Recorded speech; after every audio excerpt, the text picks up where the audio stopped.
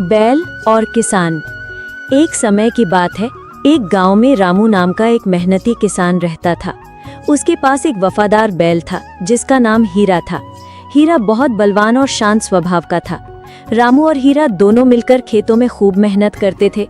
रामू हीरा को अपने परिवार का ही एक सदस्य मानता था और उसकी बहुत देखभाल करता था।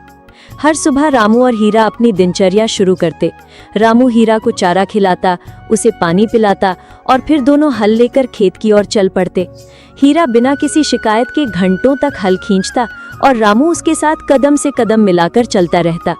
उनकी कड़ी मेहनत का ही नतीजा था कि उनके खेत में हर साल अच्छी फसल होती थी। एक बार गांव में भयंकर सूखा पड़ा। कई महीनों तक बारिश नहीं हुई। कुएं और तालाब सूखने लगे और खेत भी बंजर होने लगे। रामू बहुत चिंतित था। उसके पास जो थोड़ा बहुत अनाज बचा था वो भी खत्म होने लगा था। हीरा भी कमजोर पड़ने लगा था क्योंकि उसे भरपेट चारा नहीं मिल पा रहा था।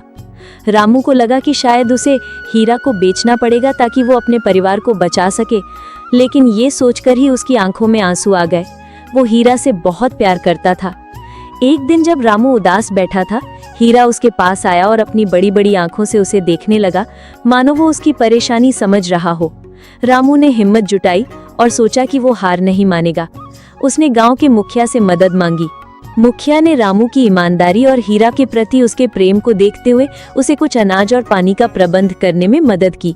रामू ने उस अनाज को सबसे पहले हीरा के साथ साझा किया। धीरे धीरे बारिश का मौसम आया और बादल बरसने लगे। खेत फिर से हरे भरे हो गए। रामू और हीरा ने दुगनी मेहनत से काम किया और इस बार भी उनके खेत में बम्पर फसल हुई।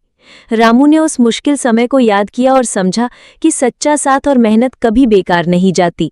उसने हीरा को गले लगाया और मन ही मन ईश्वर का धन्यवाद किया। रामू और हीरा की दोस्ती और भी गहरी हो गई।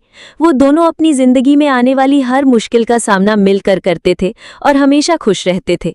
उनकी कहानी गांव में मिसाल बन गई कि कैसे एक इंसान और एक जानवर का रिश्ता इतना मजबूत और पवित्र हो सकता है।